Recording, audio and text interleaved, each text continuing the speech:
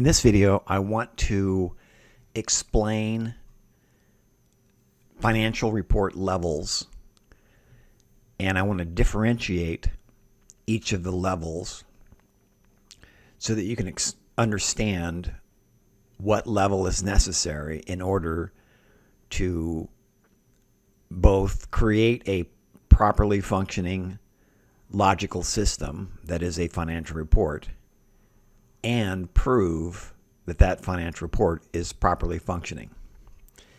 So I'm going to do that by combining a couple of things that I've noticed are very helpful. So first, I want to frame your perspective a little bit. So I want you to understand the notion of knowledge and reasoning capabilities and the connection between the knowledge that is represented and the reasoning capabilities that are available. So I don't think that any accountant would disagree that a financial report needs to be a true and fair representation of the financial status and the financial performance of an economic entity. Okay, that's fundamentally what a general purpose financial report does. So a financial report is a system. It's a system. It's a set of statements. Those statements exist within structures, and those structures are organized into models. So accountants don't typically think of a financial report that way, but that's what it is. And you can represent this financial report system using a knowledge graph. And that knowledge graph must be complete, consistent, and precise. Another way of saying it is that a financial report should not be incomplete, it should not be inconsistent, and it should not be imprecise. And I don't think anybody can argue with that. Okay, so in the past, I've shown this graphic. And the intention is to explain the link between knowledge representation and reasoning capabilities. You can see in the graph that you need to have semantic interoperability, structural interoperability, and syntactic interoperability in order to achieve this. If you look down here in the red, you see spreadsheets and CSV files and JSON and XML.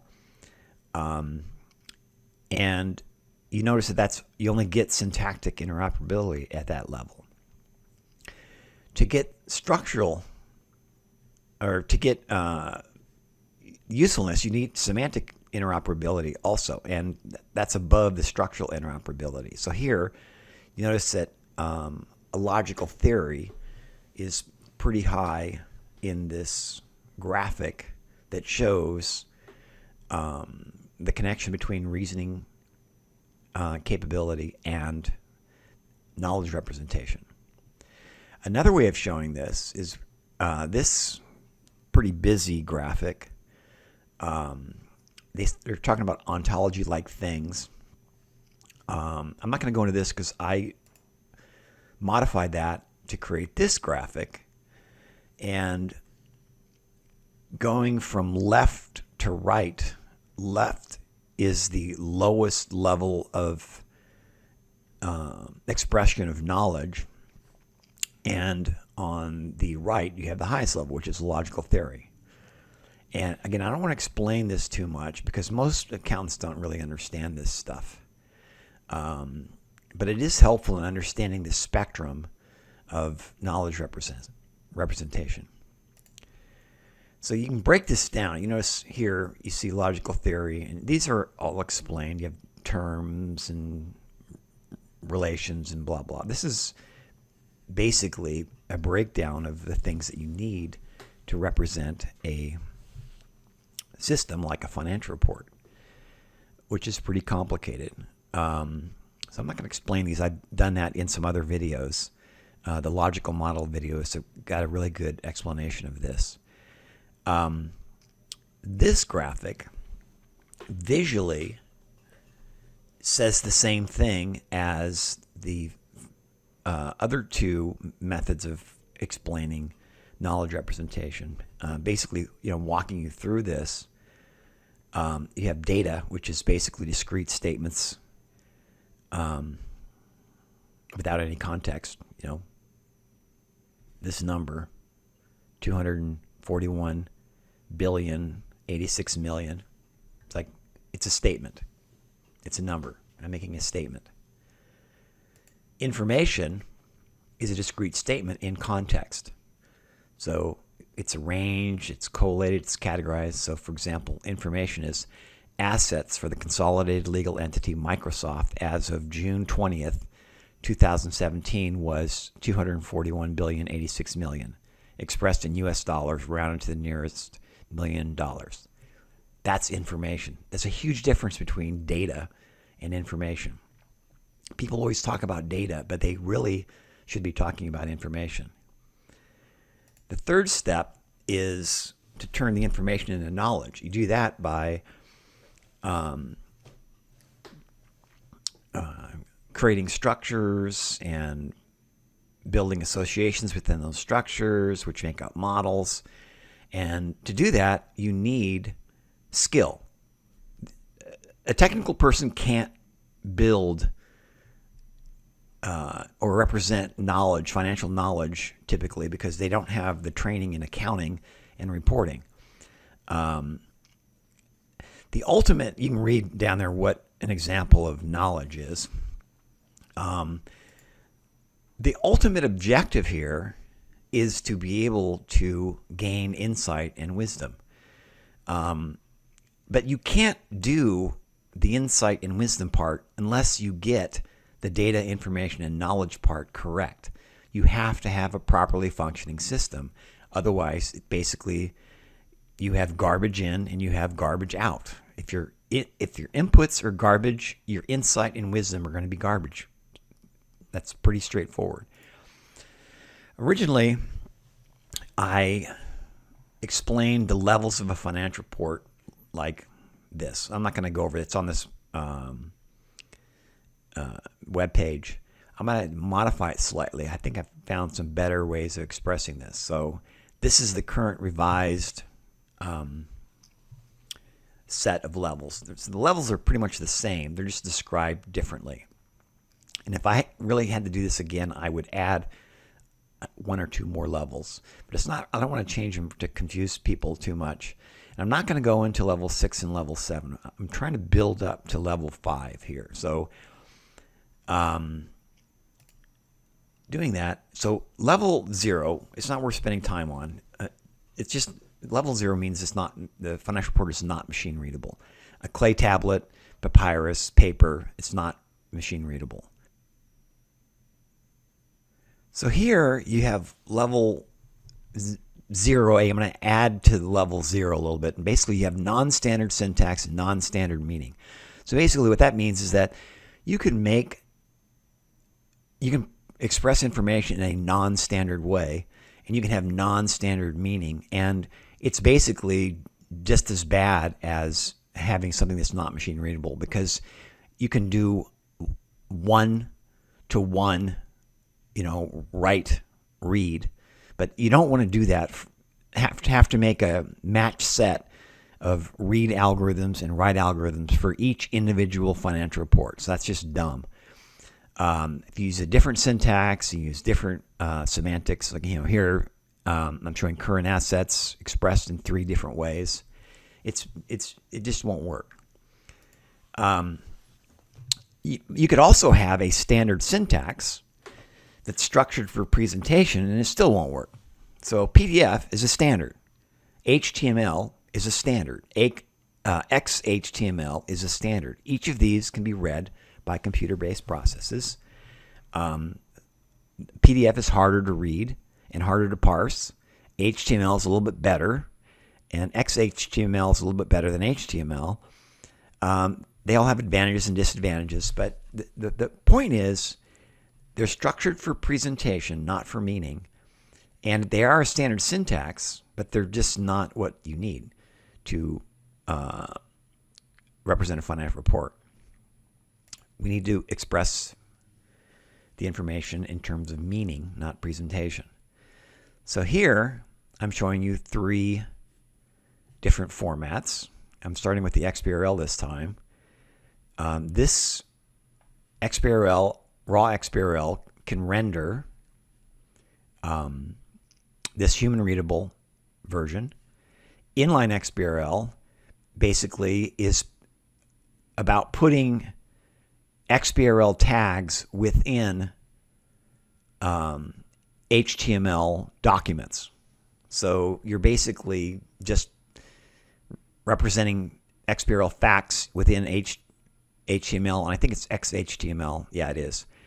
And you could also take either of these versions, XBRL or inline XBRL, and convert it into PDF. It's a very simple process, and you can get PDF that looks basically identical to the inline XBRL or whatever format you want.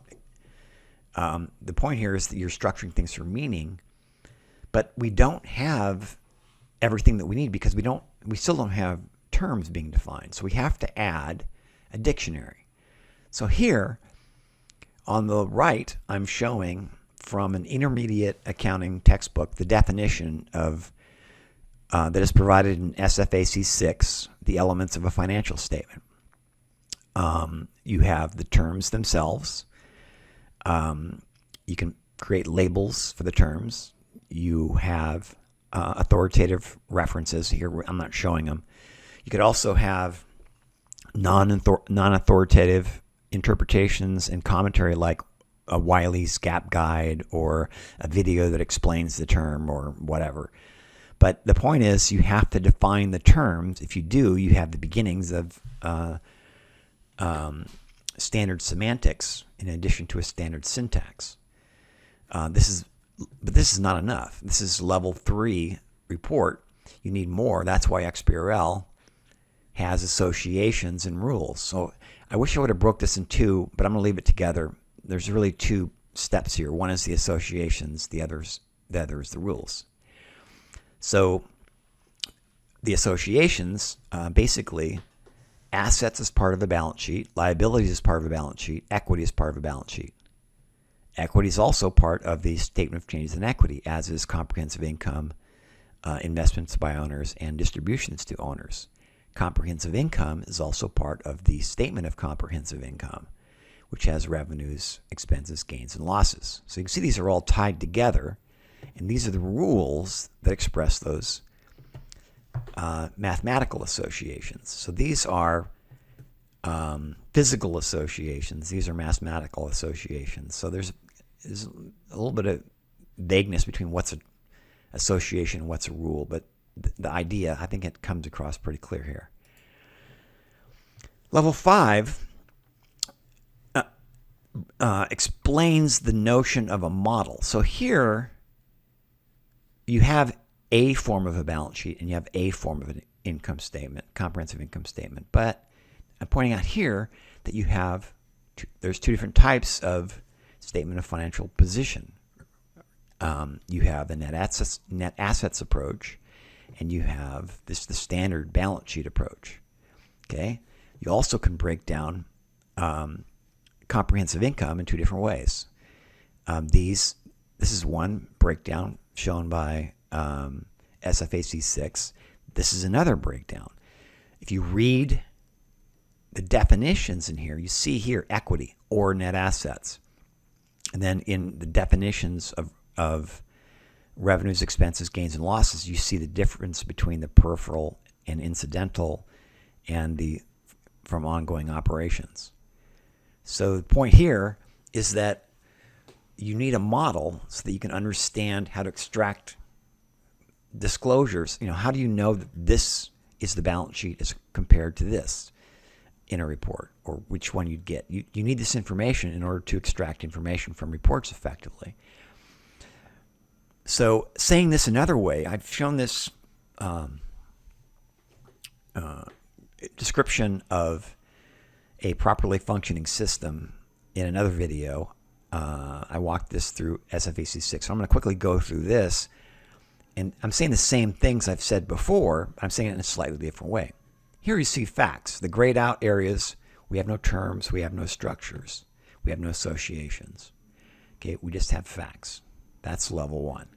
But it's incomplete because you can't prove that it's correct because you have no rules to see if these numbers relate to each other correctly, as an example. Let's see what's the difference here. This is a standard syntax, but you're basically just expressing the same facts. You still have no dictionary. You add a dictionary and you have the terms that are used within the dictionary, but you still have no associations or rules. You add the associations here, but you still don't have these names. What is this? Is this an income statement or is it, what is it? You have to understand how to pull the information out of a disclosure effectively. You could do this in another way. This is still incomplete. You have the rules, but again, you can't extract the information. Here, if you gave these names, but they're all the same name, you still have the same problem. How do I know what the balance sheet is, what the changes in equity is, what the income statement is? With level 5, you can create a properly functioning system. You have all the terms, you have the definitions, you have the authoritative references, you have the rules, you have the associations, and you can both create a properly functioning system with that information and prove that that system was properly functioning.